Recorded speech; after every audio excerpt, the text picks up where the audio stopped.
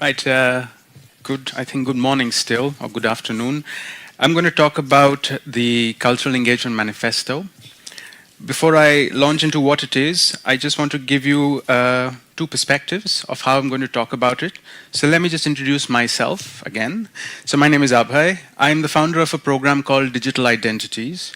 Now, the goal of this program is to help cities, cultural institutions, and corporates create new forms of civic participation. It was founded in 2012, and it's now grown from a workshop series to a social impact program that's run in 12 countries across Europe and Asia. The other perspective with which I'm going to talk about our manifesto is, of course, my work on the Smart Places project. Over the past 2.5 years, we've run lots of experiments with all the incredible partners that you've heard from to make sense of buzzwords like digitally enabled, audience engagement, and storytelling. This year, I'm working with my colleague Abhay Adhikari from Fanaba Museum to understand how our partner institutions want to evolve in response to the change that is happening in society. And what does this evolution look like in practical terms? But first, how did the manifesto begin? I'm going to talk about it. Well, like any good project, this one also started with a really interesting conversation between my colleague Yasmin Vogel from the Dortmunder U and Dominika Schoper from the ZKM. Interestingly, both of them are not present here today, so you won't have a chance to speak to them. Now, the initial idea of the manifesto was further developed at a Smart Places conference in Karlsruhe last year, where we held a series of workshops with participants. And this year, we have launched our first public consultation. So, what is the Smart Places Cultural Engagement Manifesto? At a broad level, it is our attempt to start a meaningful conversation about digital practices in the cultural sector. So then the next point is, what is a meaningful conversation? To answer this, let me give you two examples of how I feel we talk about digital. The first conversation, which you've also heard this morning, is, we talk about the future. There are lots of hopeful scenarios of how our cultural institutions could look like in this digitally enabled future. Open and accessible, where the public interface for our cultural institutions, whether it's online, through an app, or a physical exhibition, is seamless, interactive, and playful. Then there's another conversation that we're having about digital, which is about right now. In this second conversation, everything that is digitally enabled is complex, it is unpredictable, it takes up too much time, and it takes up too much money. So as you can see, between hope and fear, the conversation we're having about digital practices in the cultural sector can lack clarity. When we look around us for advice, very often we don't know where to start or what a good outcome might look like. Some of us are even investing considerable resources into future-proofing our institutions just so that they can continue to be relevant and survive.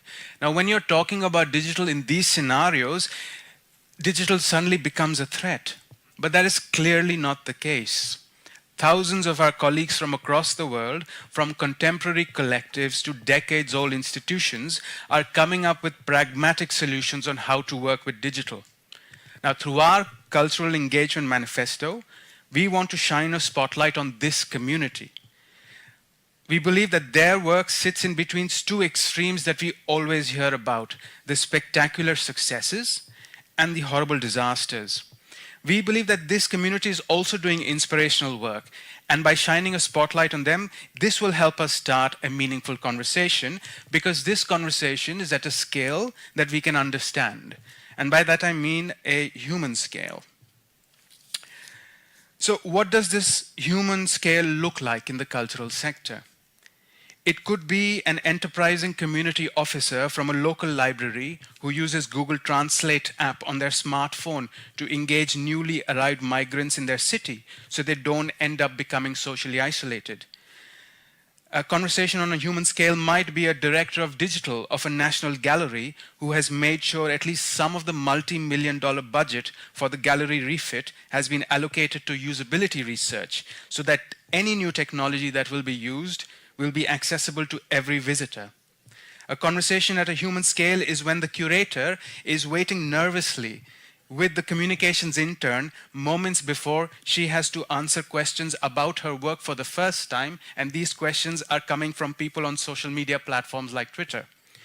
Or finally, a human scale could look like the head of marketing who's just been asked to commission an augmented reality app for their cultural center and is doing a lot of research to make sure this money is not wasted on creating something that nobody wants. So what we want to do through our cultural engagement manifesto is we want to have a conversation with people like yourselves. So our first step is we've launched the questionnaire with the support from a global editorial board. The examples that I've given you are just a few examples of the experiences we want to capture through this questionnaire. Our goal at this stage is to gather good practice from across the world, including everyone in this room, so that it can be replicated by cultural professionals from different institutions who frankly have access to different budgets. We hope this data that we gather will help us create a manifesto that can help you make sense of digital. It could be used as a starting point for your project. It can also, we hope, be used to shift the conversation you're having in your institutions right now. The questionnaire was developed with the help of a global editorial board. You've already heard from Cleo. My colleague Shana will be speaking soon. Now, this board spans from Portland in the USA to Chennai in India. It's a team of 8 practitioners who have reflected on their own experiences to ensure that we are asking the right, sometimes boring, understated questions, because what we really want to do is understand what guides you guys to make decisions on a regular basis when it comes to working with digital. So now we need your help. Right away, visit SMARTplaces, click on Manifesto, answer the questionnaire is the short version. The questionnaire will be live until the end of April. If you feel you've invested time to make sense of digital, regardless of where you work and what your job title is and how senior or junior you are in the organization, if you work with digital, you've made sense of it for yourself, for your team, or for your organization, visit that link and answer the questions. We would love for you to share this questionnaire with your colleagues on social media, on discussion forums, and by email. I know for a fact people will only answer questions when you share the link via email, so please do that. Frankly, we want you to do this because the more people we reach across institutions, countries, and roles, the better our results will be. Once anonymized, we will present this data as research and white papers. We also hope to make it available to you if you wish to conduct your own analysis. My colleague Nadine is leading this part of the project. So yeah, once again, go click on that link. Thank you, and we hope you will answer the questionnaire and help us reach the widest possible audience. Nadine and I are both here at the conference. If you want to come and have a chat with us later on, please approach.